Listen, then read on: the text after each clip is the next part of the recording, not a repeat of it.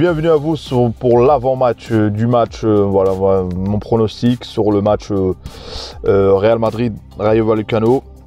Avant ça, je tenais à souligner quelle performance du Real Madrid, notamment les deux joueurs, les deux attaquants, que ce soit Vinicius ou que ce soit Karim Benzema sur ce match. Je trouve que Benzema a montré toute sa splendeur au point où on arrive à aujourd'hui, honnêtement, Raoul ou Benzema, je dirais pour moi personnellement Benzema. Donc voilà, sans parler au niveau technique, je parle au point de vue historique du club. Donc voilà les amis. On va parler maintenant du match et la probable composition, la compo qui va être proposée par Ancelotti ou par le Rayo Vallecano. Donc Courtois comme d'habitude, en défense, côté latéral, Carvajal, Militao là-bas au centre et Mendy. Donc, et au milieu de terrain, c'est un classique, Casemiro, Modric, Kroos. Et je vais parler en fin de vidéo de Casemiro. Et plus Vasquez. Donc voilà, Vasquez qui monte d'un cran. Donc c'est là où il est le mieux. Parce que ça commence à un petit peu... Il a du mal, on va dire. Il a du mal. À force de dépanner. Un jour, le Real va se retrouver en panne, carrément. Donc voilà, il est au milieu de terrain. Je pense que c'est récompensé par rapport à... on va dire, ce joueur donne toujours, honnêtement, il fait le boulot, on va dire. C'est pas extraordinaire, mais il fait le boulot. Et on attaque Benzema, Vinicius. Franchement, que dire de ce duo? Que dire de ce duo que apparemment que Benzema avait dit, il joue contre nous. Mais je pense que Benzema a dit ça, à ce moment-là, c'était véridique, faut pas se mentir. C'était une colère d'un match. Déjà c'est des discussions, on s'énerve toujours en plein match, à la mi-temps, on se dit des choses entre joueurs. Donc et contre le Rayo Vallecano qui apparemment je vois que Falcao retrouve un peu le chemin du but. Donc qu'est-ce que ça va donner? Moi je pense qu'il y aura une victoire du Real. Maintenant le plus important pour moi est de savoir le Real, est-ce que arrive vraiment à gérer sa première mi-temps, parce que je trouve que le Real a du mal souvent. Je dis pas que tout le temps on n'a pas réussi, soit il n'y arrive pas, soit le Real a des occasions mais il ne tue pas. Donc c'est ça le problème. Ancelotti n'arrive pas à régler, parce que pour moi il y a des matchs, le Real doit les clouer en première mi-temps directement. Un 2-0 minimum, un 2-0. Pour moi, c'est une première mi-temps largement réussie. Tu peux mieux gérer ta deuxième mi-temps. Parce qu'on a bien vu que le Real, c'est en deuxième mi-temps qui commence à cravacher dans ses ressources. Ça demande beaucoup d'énergie, beaucoup d'efforts.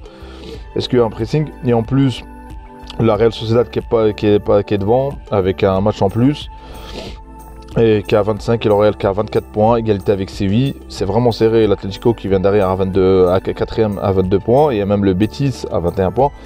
Donc, et le Rayo qui arrive 6e. Donc le Real joue pas une équipe qui joue la relégation. Donc c'est une équipe qui est, ce derby madrilène.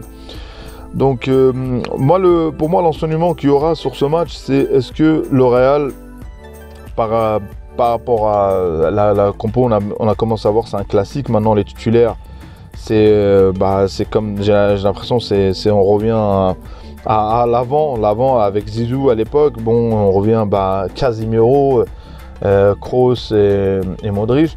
Mais ces joueurs-là, quand ils sont au top, sincèrement, il ne faut pas se mentir, ces joueurs, personne ne leur prend la place. Maintenant, je vais parler de Casemiro. Casemiro, je trouve que, en point de vue défensif, il a vraiment, on va dire, un petit peu baissé. Est-ce que c'est l'accumulation de matchs? Mais Casemiro défensivement, franchement, et en plus, Casemiro, pourquoi son importance? Parce que quand le Real va bien, quand Casemiro va bien, le Real souvent va bien. Parce que le sale boulot, il est donné à Casemiro. Maintenant, offensivement, il se projette un peu plus, mais son premier rôle, c'est de casser le rythme, de faire faute au moment, des fautes stratégiques.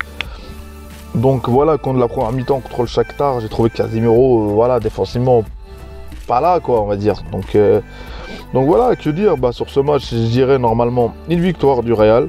Il faut faire attention à Falcao, parce que Falcao, on sait le talent qu'il a, on sait c'est quel joueur, quel type de joueur, quel type d'attaquant que tu rencontres. À tout moment peut peut te mettre un but. Mais le Real, pour moi, globalement, c'est honnêtement une satisfaction on arrive bientôt, on retombe bientôt en décembre, donc bientôt on arrive, on se donne une idée qu'avec ce Real d'Ancelotti, il y a plus du positif que du négatif, surtout au point de vue offensif. Mais maintenant, il y a à un moment donné, le Real, quand il joue contre une équipe très défensive, et c'est là le rôle de Vinicius, mais j'aimerais aussi voir un peu plus Hazard. Je trouve que cette fois-ci, il ne se blesse pas.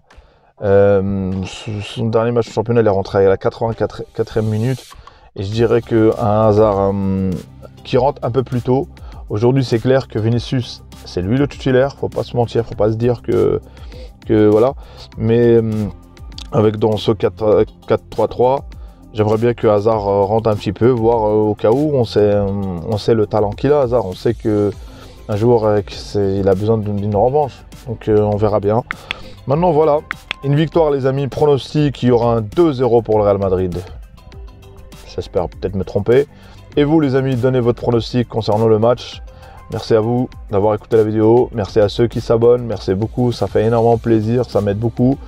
Abonnez, likez, commentez, changez, dislikez si vous n'avez pas aimé la vidéo.